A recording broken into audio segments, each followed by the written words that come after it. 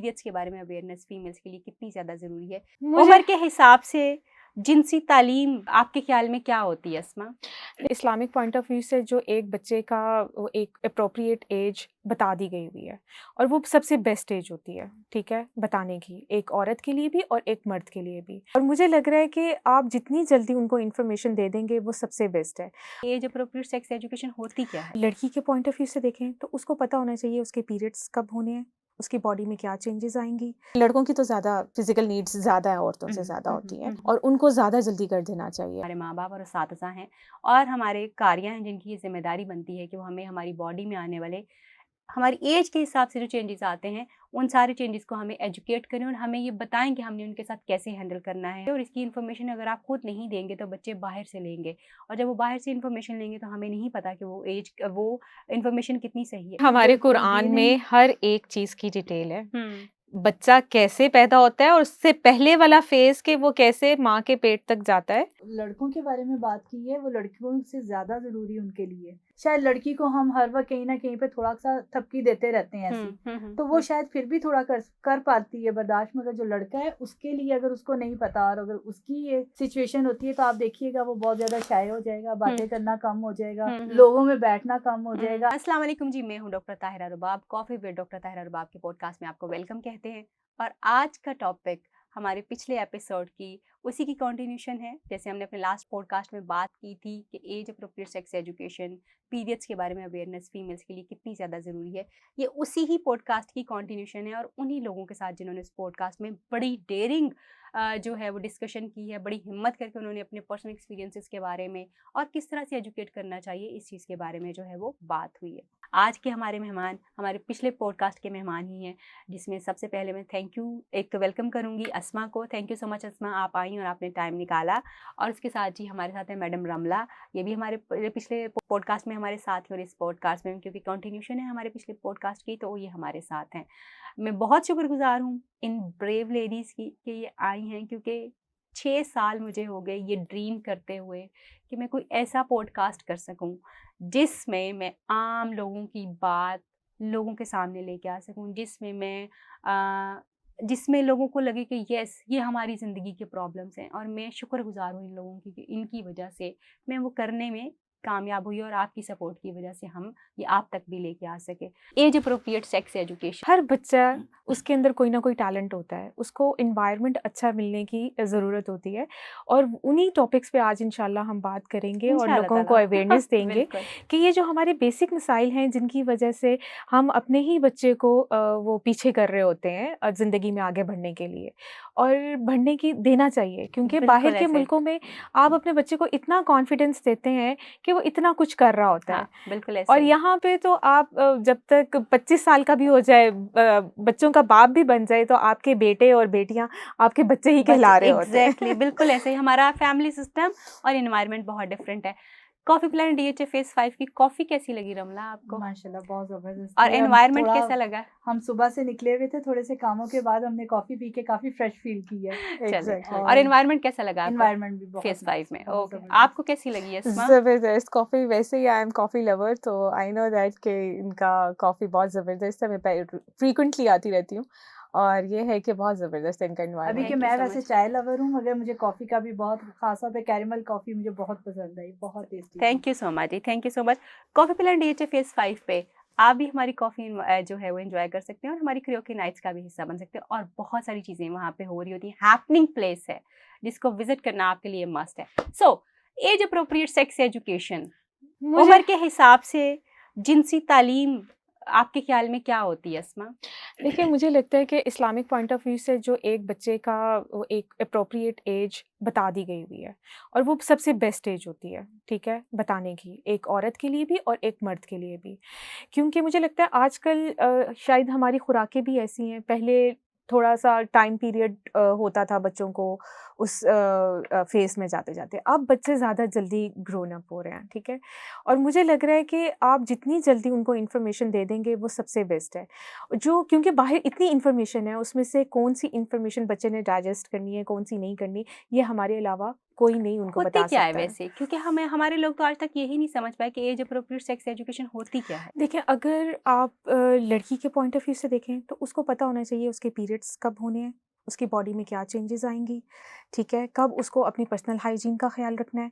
इसी तरह लड़कों शादी लड़कों के का, टाइम के ऊपर हाँ, क्या-क्या चीज़ें होनी? शादी के टाइम पे भी मुझे लगता है कि ऑब्वियसली लड़कियों को पता होना चाहिए। यानी ये भी हमारा एज अप्रोप्रिएट एजुकेशन का एक हिस्सा है एग्जैक्टली कि जैसे-जैसे वो बड़ी हो रही बड़ी हैं हो रही है तो बताना चाहिए उसको, क्योंकि हुँ, उसने बाकी सारी ज़िंदगी इन्हीं फ़ेज़ेज़ से गुज़रना है, गुज़रना है। इन्हीं सब चीज़ों से गुज़रना है हुँ, और इन्हीं की बेस पे उसकी आगे ज़िंदगी चलनी है और हम उसी के बारे में बच्चे को प्रिपेयर नहीं कर रहे होते हैं। ओके। हाँ, और बॉयज़ के हवाले से क्या आप कहेंगी एज अप्रोप्रिएट मुझे सेक्स लगता है कि एजुकेशन क्या बच्चों है? लड़कों की तो ज़्यादा फ़िज़िकल नीड्स ज़्यादा है, औरतों हुँ, से हुँ, ज़्यादा हुँ, होती हुँ, हैं हुँ, हुँ, और उनको ज़्यादा जल्दी कर देना चाहिए हुँ, आपको मेंटली प्रिपेयर। हुँ, हुँ, और उन अगर हम नहीं करेंगे ना, तो वो उन्हीं का ड्रॉबैक होगा। उनको आगे पता ही नहीं चलेगा कि हमें अपनी फैमिली स्ट्रक्चर को कैसे लेके चलना है, क्योंकि उनको बेसिक ही नहीं पता, हुँ, ठीक है? और बाहर आपको पता है कि मीडिया ने इतना कुछ ओपन किया हुआ ओपन है। कर दिया हुआ है कि उनको यही नहीं पता चलेगा कि हमें कौन-सी चीज़ें रियलिटी बेस्ड है और कौन-सी चीज़ें लाइक रियलिटी में एग्ज़िस्ट नहीं हुँ। करती हैं। तो आपके ख़्याल में जो लड़कों के लिए एज अप्रोप्रिएट सेक्स एजुकेशन होगी वो क्या होगी? किन चीज़ों के ऊपर मुझ फ़ोकस करती होगी? मुझ और कब से शुरू हो रही होगी? बिकॉज़ यू हैव मुझे सन्स लगता आई माशाल्लाह एज़ थिंक वेल। सो जो हाँ। लड़कों के बारे में बात की है वो लड़कियों से ज़्यादा ज़रूरी उनके लिए, हुँ, क्योंकि अगर एक हमारे माशरे में लड़के का अगर कॉन्फिडेंस लेवल ख़राब होता है हुँ। तो उसकी बहुत बड़ी वजह कहीं पे यही है। कि उसको एज अप्रोप्रिएट सेक्स एजुकेशन जो एग्जैक्टली अप्रोप्रिएटली नहीं एग्जैक्टली दी गई। क्योंकि वो अपने अंदर इतना डिग्रेड फील कर रहा होता है उन चीज़ों को लेके, उन बातों को लेके। शायद लड़की को हम हर वक्त कहीं ना कहीं पे थोड़ा सा थपकी देते रहते हैं ऐसी, तो वो शायद फिर भी थोड़ा कर पाती है बर्दाश्त, मगर जो लड़का है उसके लिए अगर उसको नहीं पता और अगर उसकी ये सिचुएशन होती है तो आप देखिएगा वो बहुत ज़्यादा शाय हो जाएगा, बातें करना कम हो जाएगा, लोगों में बैठना कम हो जाएगा, आपसे खाने पीने की वो डिमांड, वो चीज़ें नहीं रहेंगी, अपनी केयर नहीं रहेगी, स्टडी में अच्छा नहीं रहेगा। क्योंकि जब फर्स्ट बेबी का मेरा ऐसा हुआ था तो उस वक़्त मुझे खुद नहीं था पता, मैं खुद बहुत छोटी थी। मेरी उस वक़्त एज यानी 25 एज में मैं 3 बच्चों की माँ थी। 2 अबॉर्शन इसी वजह से हो गए। अगर वो सारी स्टोरी बताऊँगी तो आपको आइडिया होगा कि क्या सिचुएशन होती है एक मदर के लिए ऐसी कंडीशन में। और जब तक वो 9th-10th में गया उस वक़्त तक मेरी जो अपनी कंडीशन थी वो भी यही थी कि कुछ समझ आ रही थी, कुछ नहीं आ रही थी। नहीं तो हम लोग प्रोटेक्शन हम लोगों को नहीं पता कि क्या करनी, आगे पीछे फिर बच्चों पे बच्चे, और ये सब चीज़ें आपको इतना डिस्टर्ब कर देती हैं मेंटली कि आप अपने बच्चों को भी वो चीज़ें नहीं दे पाते हो। और अगर छोटी एजेस में शादी कर भी दी जाए, एटलीस्ट कम से कम उन्हें अवेयरनेस हो तो शायद वो सँभाल पाएँ। सही, मगर यानी एक तो आप छोटी एज बेटों ही के लिए आपके जी, ख़्याल में बेटों के लिए लड़कियों से भी लड़कियों से भी ज़्यादा ज़्यादा ज़रूरी इम्पोर्टेंट है। है कि उनको age appropriate sex exactly education जो है वो देनी चाहिए, क्योंकि उनकी बॉडी में बहुत ज़्यादा चेंजेस जो आ रहे होते हैं। जी, एज अप्रोप्रिएट सेक्स एजुकेशन ख़ास तौर पे एक ऐसी तालीम है जिसमें हम किसी भी इंसान को उसकी बॉडी के बारे में अवेयरनेस देते हैं।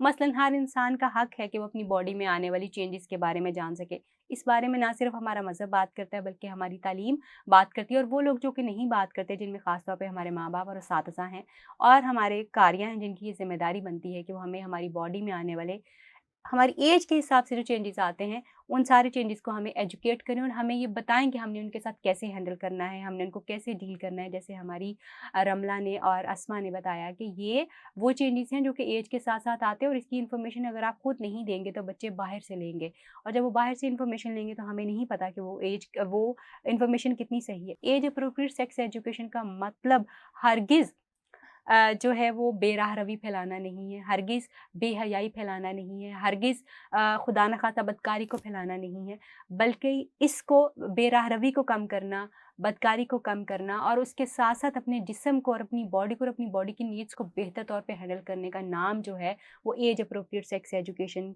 का उसको हमने लफ्ज़ जो है ये दिए हुए हैं। ये लफ्ज़ कई दफ़ा सुनने वालों के लिए गिरा गुज़रते हैं, मगर मजबूरी है कि अभी तक हम इसके लिए कोई बहुत मुनासिब लफ्ज़ जो है वो नहीं निकाल सके। सो इसलिए हम इसको इस तरह से इस्तेमाल करते हैं। देखिए डॉक्टर साहब जब हमने बात की थी तो हमने तब भी यही बात कही थी कि इसमें बुराई कहाँ से, ये आप ही के ऊपर होने वाली, हर हर इंडिविजुअल इंसान के हाँ, ऊपर होने वाली मैं इसी एक तरफ आना चाह स्टोरी रही है। हूँ, एग्ज़ैक्टली।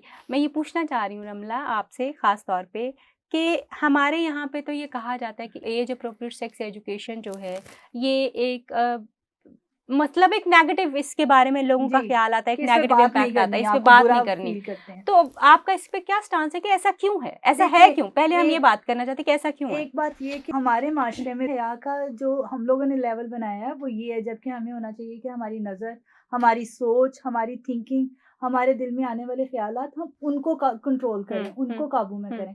मगर जिस बात की हम पे बीत रही है या हम पे आने वाली है सिचुएशन, उसको हमें करने के लिए खुल के बात करनी चाहिए।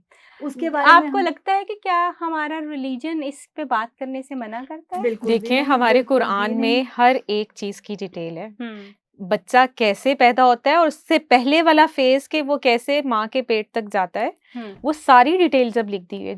मेरा मानना ये है, जब कुरान ने, जब रब ने हमें ये बताया है, तो फिर हम उसको अवाम तक क्यों नहीं पहुँचा रहे, या आसमा लोगों को उसको क्यों नहीं समझा रहे कि इतनी डिटेल अल्लाह ने कुरान में, हदीसों में आपको हर रेफरेंस से मिलेगी कि इतनी डिटेल बता दी गई हुई है। तो वो किसी वजह से बताई है, ताकि इंसान को उस अवेयरनेस हो प्रोसेस सके, का अपनी सारी अवेयरनेस हो चीजें जो सके, है वो हो बजाय सके। कि आप आसपास के लोग, जैसे कहते हैं ना, अब इंफॉर्मेशन तो बहुत ज़्यादा है, ठीक है? अब उसमें हम जैसे मुसलमान हैं, हमारे पास इस्लामिक इंफॉर्मेशन और एक जो बाहर के एजेंडा जो लेके चल रहे होते हैं, उनकी इंफॉर्मेशन में डिफरेंस है। अब जब बच्चा मेंटली इतना ग्रूम नहीं होगा, उसको पता ही नहीं होगा कि हमारे पॉइंट ऑफ व्यू से हमारे लिए क्या बेहतर है, इस्लामिक पॉइंट ऑफ व्यू से, और जो बाहर इंफॉर्मेशन जो दूसरी लॉबीज, नॉन मुस्लिम लॉबीज की इंफॉर्मेशन प्रोसेस हो रही है मीडिया में, हमें कौन सी डाइजेस्ट करनी है, हमारे वेरी लिए नाइस, कौन सी बेहतर है, वेरी नाइस, तो ये हमें बताना है।